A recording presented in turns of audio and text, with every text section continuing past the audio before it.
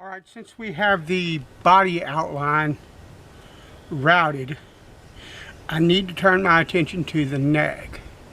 I need to get the neck blank sorted so that I can move along once I start working back on the body, because I need to get the angle, the neck angle correct before I can do anything else to the body. So I want to do the neck so that once I get that neck angle established, I can route for the neck and move on with the instrument. So the neck is going to be made. This is my master template for the neck I'm going to use. Is a 24.562 Gibson scale. It has a 22 fret neck with no overhang. In other words, the fretboard stops, but what I'm going to do is go just slightly past it with the fretboard to cover up the joint. But the wood that I'm using is black walnut. This is also reclaimed wood, and I'll have to take a sander and get all this paint off of here. But you see, that's a beautiful wood. I love black walnut. So that'll be the neck, and I'm going to take all this paint off of it off camera, and then we'll come back to that. For the fretboard, all that I have is more walnut. I can't really afford to buy fretboard wood or anything of the sort, so I'm going to use this walnut. It's a hardwood, and I have used walnut as a fretboard before. It worked just fine. As a matter of fact, I think Rickenbacker used walnut, and might still, but I believe it was Rickenbacker that used walnut at one point. But it could be another manufacturer. But I know that there's a major manufacturer. I also know that there's a boutique base builder whose name escapes me now, that also uses or has used a lot of walnut to build for fretboards in their builds. Either way, I don't have a problem with it.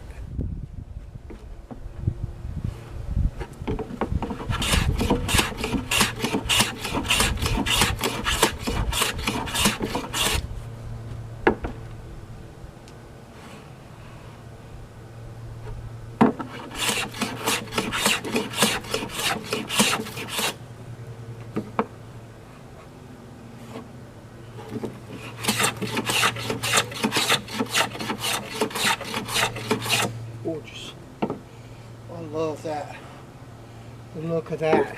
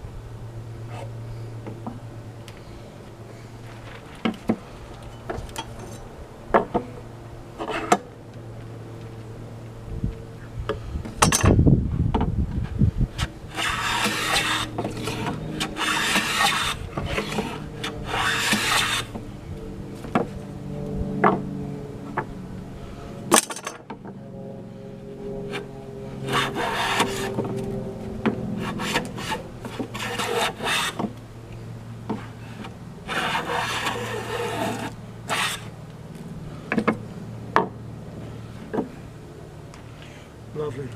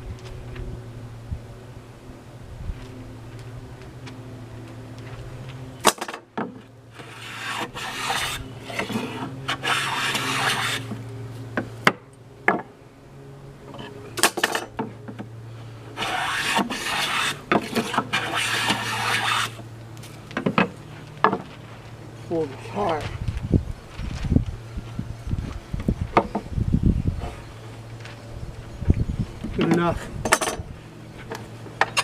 I don't have to make this perfectly straight and perfectly square because I'm just trying to get a blank out of it. It'll route the outline and be just fine. I want to back that blade back just a hair. So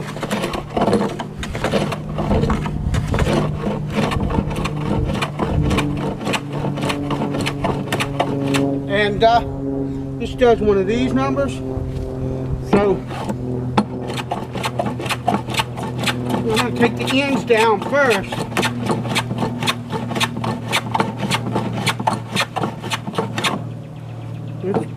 And this is, I'm going against the grain.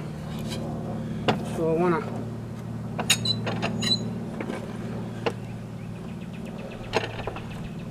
I want to switch that to with the grain.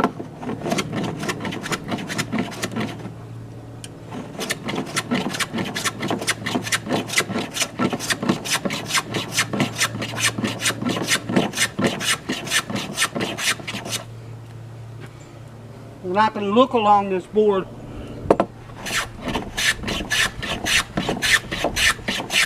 at least for a bit, and see whether or not that's leveling out.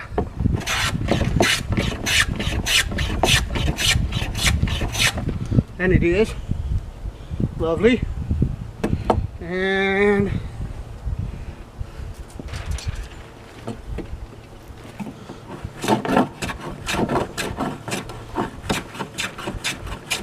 actually I want to give it a little bit more bite.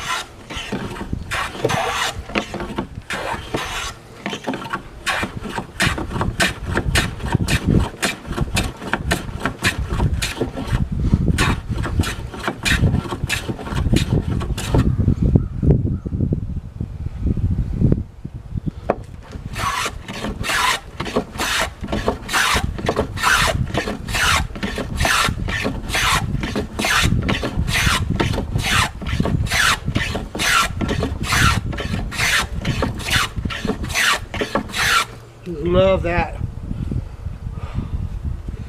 Nothing like the sound of that.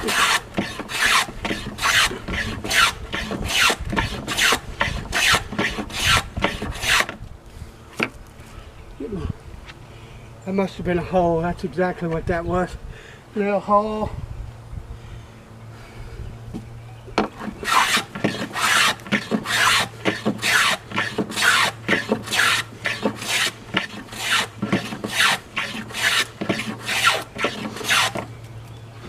We'll just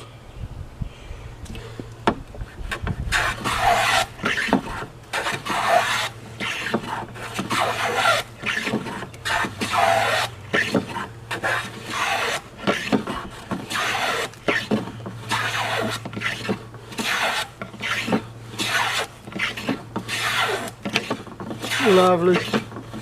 I love black walnut. It's so beautiful.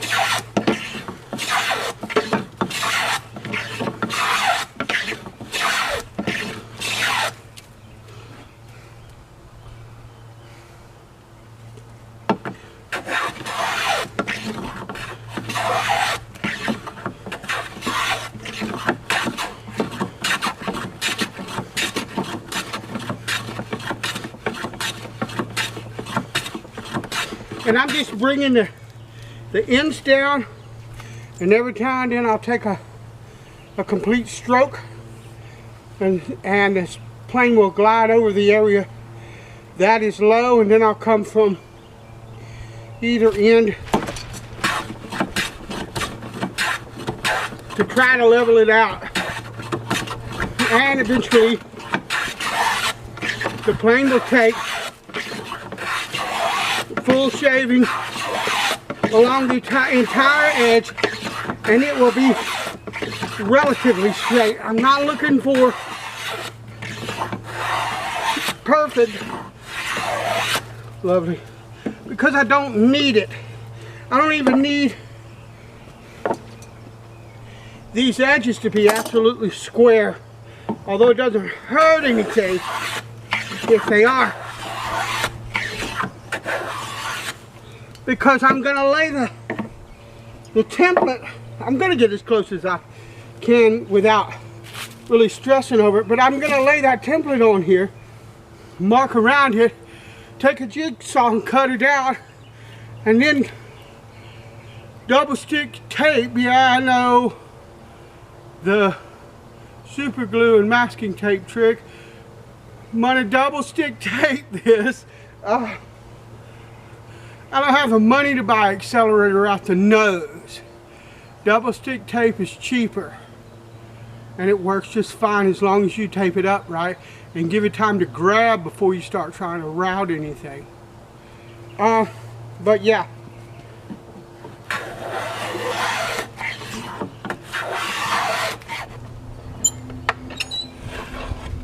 And I don't know if you'll be able to see.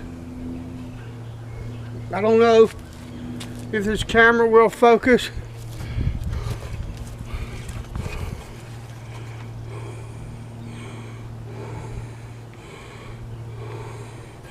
That's the grain. See how it kind of runs out more on this end? It goes sort of like that. This is much more straight up and down. It's not perfect, but it's perfectly fine for a neck. 12 degrees is where we want to be, or somewhere close to that. I don't really care if it's a little bit more or a little bit less. I just want kinda, because I'm not really that worried about it. So what I'm going to do is I'm going to take this T-square or sliding bevel or whatever you want to call it. It depends where you are from, what you would call it. I know that you guys in England have a tendency to call it a sliding bevel. So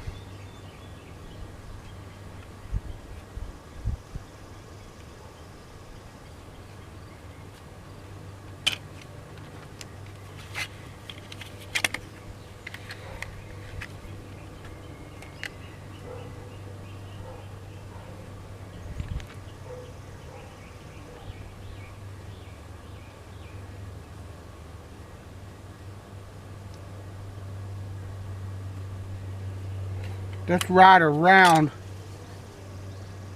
10 or 11 degrees.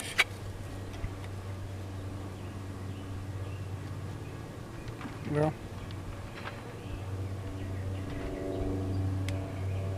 that's right at 11. So I want to move it just ahead. Let's see what that does.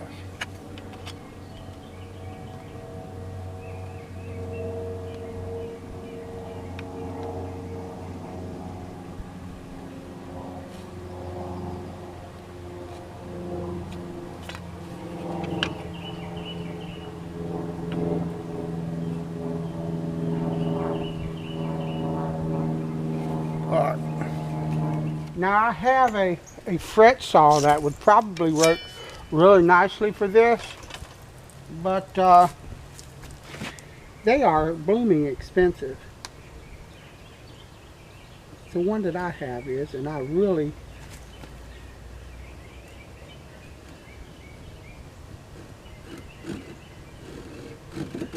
want it to last a really long time. So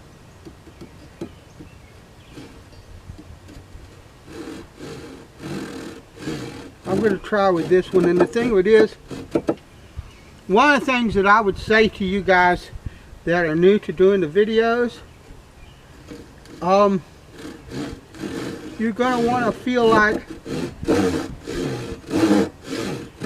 you should be in a hurry, because it's a video people won't want to watch. You know what? Number one, so what? They don't want to watch me. They know where they can find somebody else to watch. I'm not compromising the quality of my build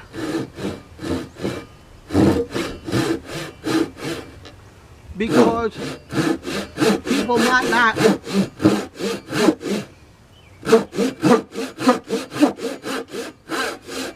watch. That's one. And number two, there's this thing called editing. When I do these videos out here, build videos, and I've done them, and I've done other videos. I've got like 4 YouTube channels for different things. When I do them,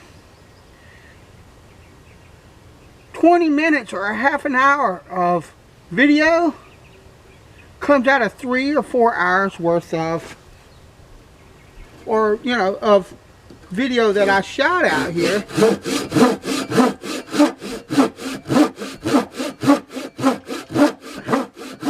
And it's time to edit it. You edit down to what's gonna be as much as you can, the most succinct. My videos are longer because my videos are based on the build itself and the shop work, although you know, my shop is outside. But the point of this is the sounds of working wood. That's part of what this channel is about. It's the purpose of it is to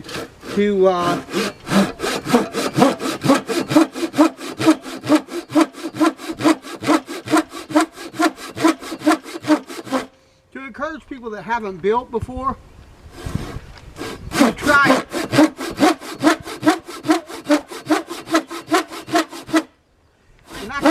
I can't imagine anything more appropriate to do that than the sound of something like this. The sound of working the wood.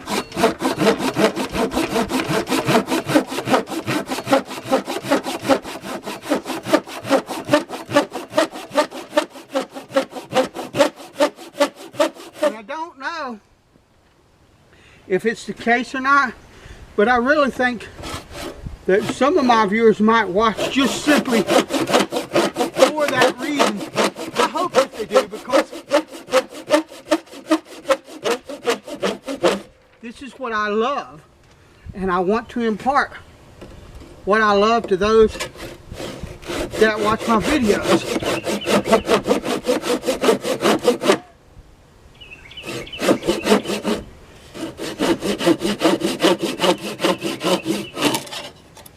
Gorgeous.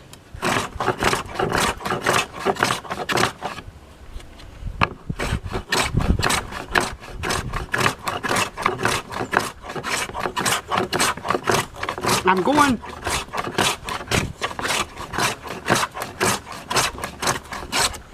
at sort of a 45 because I really don't want to tear the grain.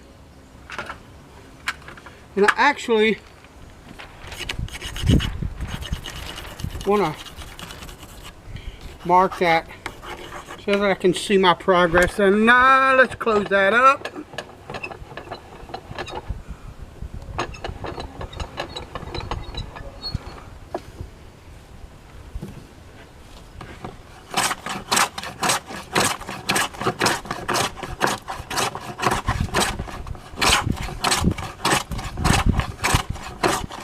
You want to go easy on this? I want to go easy on this. What you want to do, it'll be up to you. But I have this double stick taped together, so I don't want to be too rough on it. But I've got my line is not square here, and I'm going to take this center down all the way to this edge,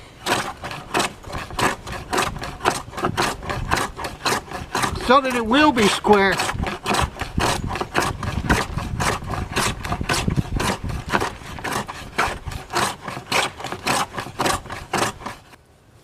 Okay, my bench is not flat, so I have a flat piece, or a flat enough piece of plywood here.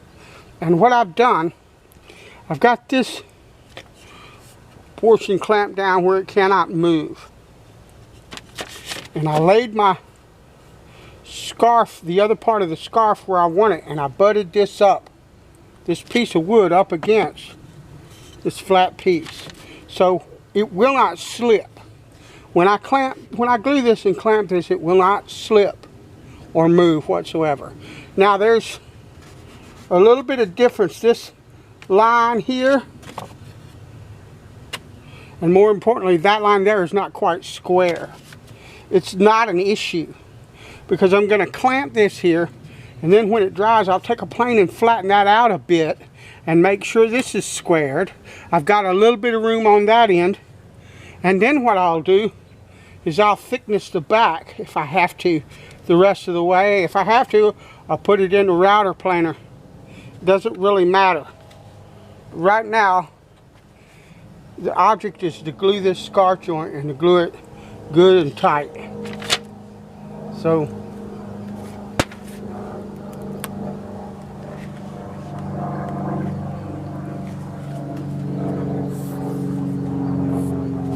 come on, quit being asthmatic and blowing air, and give me some glue, baby. And I do not scrimp on glue for this joint. I know that this is not going to slip, so I'm not worried about that.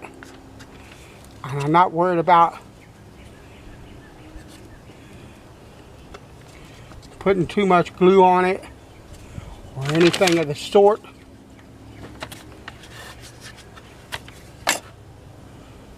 Actually, I need to use the good Lord's glue spreader because that ain't cutting it.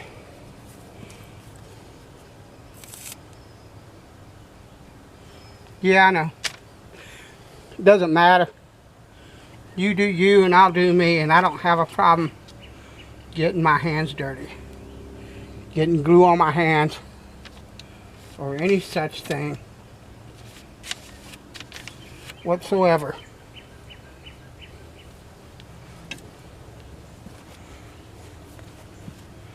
Your mileage may vary and all of that. Just like I don't have any problem getting glue or stain or anything else on my bench. It's a bench. That's what it's designed for.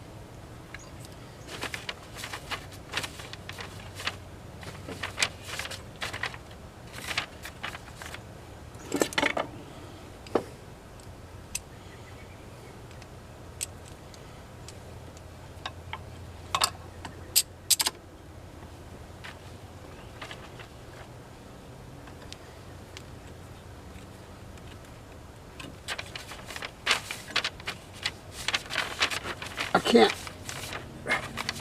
That's as tight as I can get that. My hand will not do anything else. Let's see. I didn't bring enough clamps. That's all right. I'll have another. You can never have enough clamps.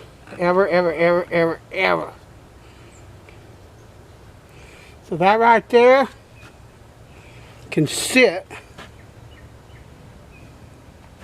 until it dries, That's it. That's the neck blank. Scarf joint glued. I'll talk to you later. Thanks for watching.